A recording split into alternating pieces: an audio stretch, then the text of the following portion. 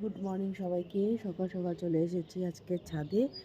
তো রোদ তো উঠেই পড়েছে, এখন তো তাড়াতাড়ি রোদ উঠে। তো আগে করে নেব, ঝাড়ু দিয়ে নেব ছাদটা, তারপর কাপড় মেলবো।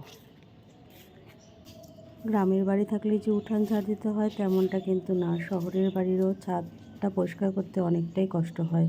যদিও আমার ফুল গাছগুলো নিচের দিকে, তাই ছাদ পরিষ্কার করতে অতটা কষ্ট হচ্ছে না। আর গাছগুলো যদি কার্নিশে না থেকে এখানে থাকতো তাহলে অনেক কষ্ট হতো, এক একটা গাছ সরিয়ে তারপর ঝাড়ু দিতে হয়। তোমাদের যেমন উঠোন ঝাড় দিতে হয়, আমাদের তেমন ছাদ ঝাড় দিতে হয়, প্রতিদিন পরিষ্কার করতে হয়, না হলে দেখতে খুবই খারাপ লাগে।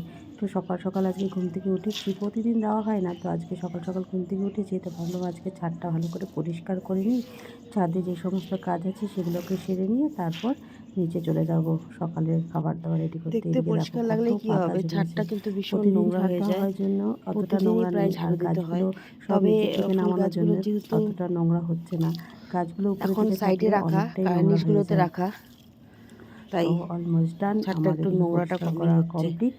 এটা পরিষ্কার করে নিয়ে তারপর চলে যাব নিচে। আর দেখো আমাদের গাছে কিন্তু খুব সুন্দর ফুল যেহেতু হয়েছে। পূজা দিতে পারছি না, গাছের মধ্যে ফুলগুলো থাকে, ফুলগুলো কিন্তু বেশ সুন্দর। এই গাছটার নাম দিয়েছি আমি অলস গাছ। এটা না 10টার আগে ফুলগুলো ফোটেই না, এই ঠিক এমন হয়ে থাকে। উনি 10টার আগে ফুটবেনই না। জানি না শীতের দিনে এত যত্ন করার পরেও গাছগুলো থেকে কেন ফুল হচ্ছে না ভালো মতন।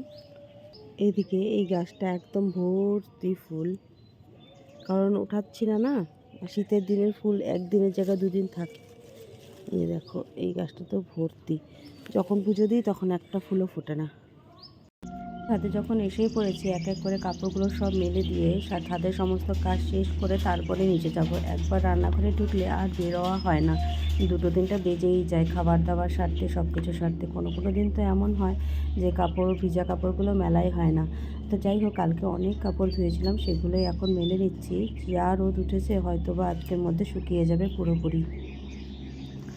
তো এদিকে দেখো সোয়েটার, শীতের দিনে তো সোয়েটার থাকবেই, সোয়েটার ছাড়া তো শীতের দিনে কাপড় বলতেই সোয়েটার। আর শীতের দিনে দেখবে সবচেয়ে বেশি কাপড় হয়, গরমের দিনে অত কাপড় হয় না, 1-2 কাপড় হয় স্নানের কাপড়গুলো। আর কিন্তু শীতের দিনে ভরে ভরে কাপড় হয়। তো প্রতিটা কাপড় আমি মেলে নিয়ে চলে যাব নিচে। ছাদে উঠেছি আজকে, দেখো 7টার সময় কী পরিমাণ রৌদ্র, তাহলে দুপুরের দিকে আজকে ভালোই রৌদ্র হবে। এই রৌদ্র যতই থাকুক, করে নিচে নামলে আবার তো তোমাকে এসে পরতেই হয়, সোয়েটার তো পরতেই হচ্ছে। তো যাই হোক, এদিকে আমার কাপড়গুলো পুরো মেলা শেষ, ছাদ পুরো পরিষ্কার করে নিয়েছি একদম ঝাড়ু দিয়ে।